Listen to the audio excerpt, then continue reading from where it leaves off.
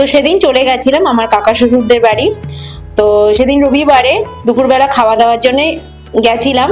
তো কাকিমা ফোন করে বললো যে নতুন একটা প্রেসার কুকার নিয়েছি, সেটা জানতাম, তো সেটাই উদ্বোধন করা হবে, তো চলে এসো, একটু মাটন রান্না হবে, তোমরাও চলে এসো, একসঙ্গে খাওয়া দাওয়া হবে।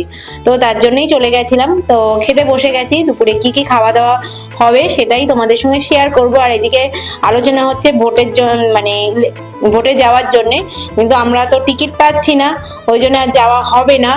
মানে ভোট দিতে ভেবেছিলাম যাবো এবছর, কারণ এবার এসআইআর হয়েছে, তো তার জন্য সবাই বলছিল, মানে বাড়ি থেকে সবাই বলছিল ভোট দিতে আয়, কিন্তু কি করে যাব বলো টিকিট না পেলে।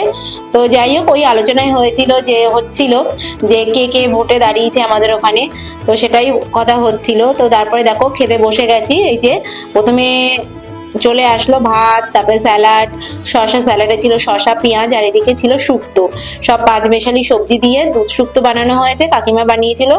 আর মাটন রান্না হয়েছে, মাটনটা আদা কাকিমা করেছে আর আদা আমি করেছি, কারণ কাকিমা মশলা টশলা দিয়ে মাখিয়ে রেখেছিল, আমি শুধু কষিয়ে প্রেশার কুকারে দিয়েছি। তো যাই হোক, মিলেমিশে রান্না হয়েছে। শুক্তোটা কাকিমাই করেছিল।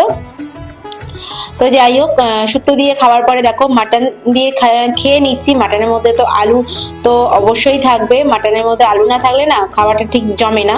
তো যাই হোক, মাটন দিয়ে খেয়ে নিচ্ছি। আর ওইদিকে আছে একটু চাটনিটাও কাকিমা বানিয়েছিল। তো এই যে দেখো মাটন দিয়ে খেয়ে নিচ্ছি আর গল্প করছি, টিভি দেখছি, এই যে ইলেকশনের আলোচনা হচ্ছে।